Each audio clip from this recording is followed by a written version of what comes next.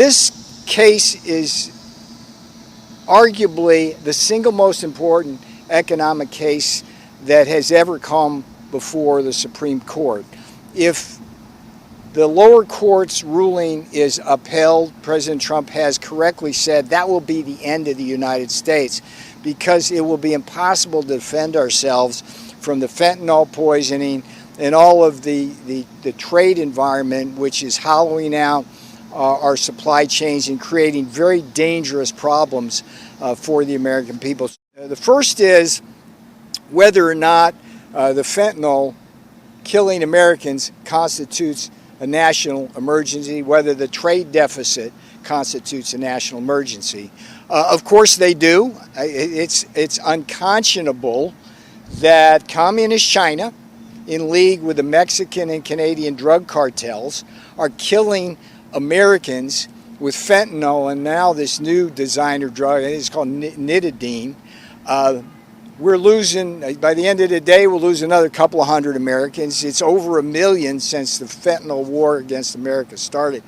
And if that's not a national emergency, I don't know what is. And by the way, the tariffs have helped start to stem that flow, so they're working. If in fact people stop dying from communist Chinese, Mexican, Canadian drug cartel fentanyl tomorrow, the tariffs would be lifted. We would have no reason to do it. I think we're in very good shape. Bottom line is we're optimistic that the Supreme Court will rule on this. We don't have to, the tariffs will remain in place at least to October and perhaps beyond until the Supreme Court rules on this.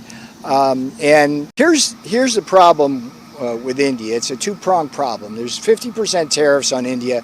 25% of them is the reciprocal tariff because of unfair trade. 25% is the fact that India is buying oil from Russia. So start with the reciprocal trade tariffs. The problem is that India literally is the Maharaja of tariffs. It has the highest tariffs of any major country in the world, and it's in denial about that. It tries to tell everybody out there that that's not true when it is demonstrably true. So they should engage with us. They haven't done that as Japan, Korea, the Philippines, Indonesia, the European Union has. They simply think they continue having their way with us. President Trump's not going to allow that. Now, Putin gives India a discount on crude.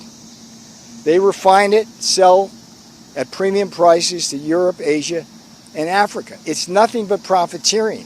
India cannot stand on the thin reed that somehow they need this oil to run their cars or cool their homes. It's false, just simply false. It was a shame to see Modi getting in bed as the leader of the biggest democracy in the world with the two biggest authoritarian dictators in the world, in Putin and Xi Jinping. That doesn't make any sense. I'm not sure what he's thinking, particularly since India has been in a Cold War and sometimes a hot war with China for decades.